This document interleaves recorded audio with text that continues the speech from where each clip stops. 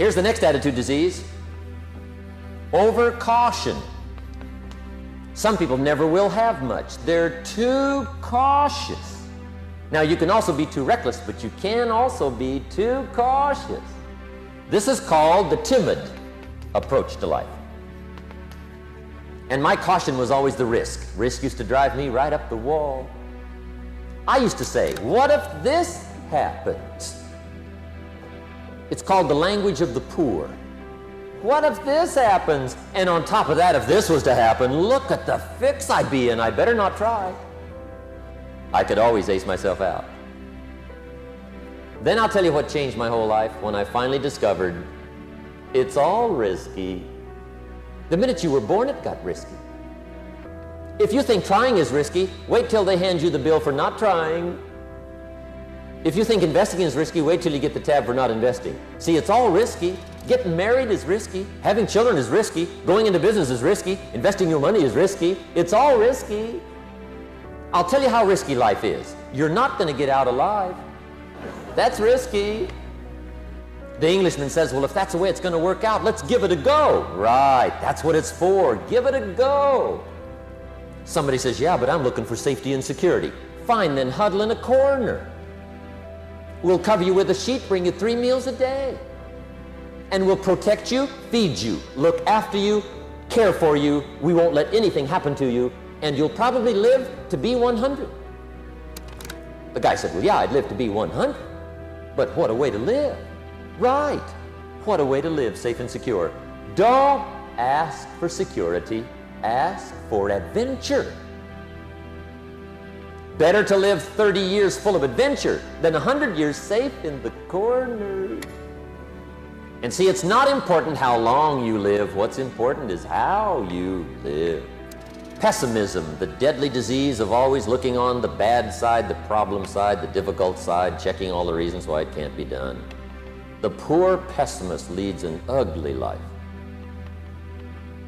He doesn't try to figure out what's right. He tries to figure out what's wrong. He doesn't look for virtue. He looks for faults. And when he finds them, he's delighted.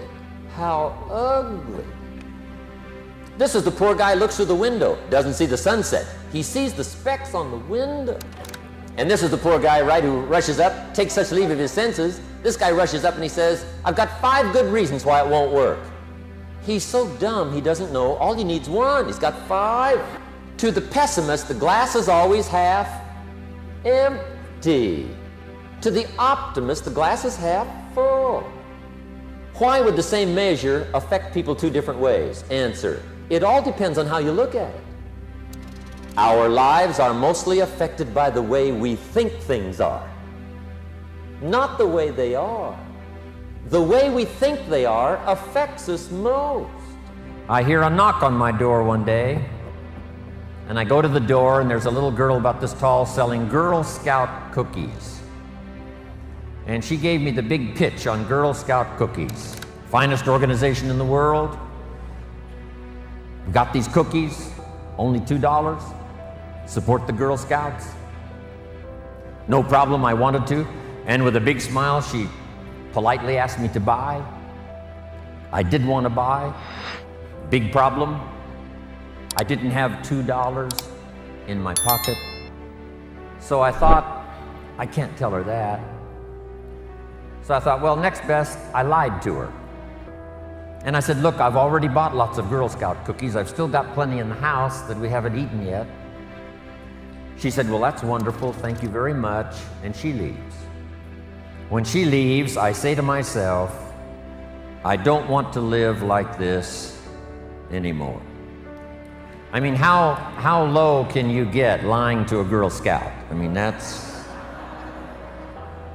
as low as it gets.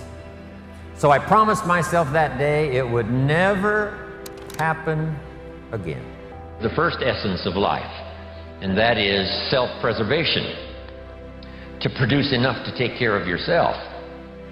The instructions given right to the couple that left the Garden of Eden. One was to multiply. It's a lonely place with only 2 people.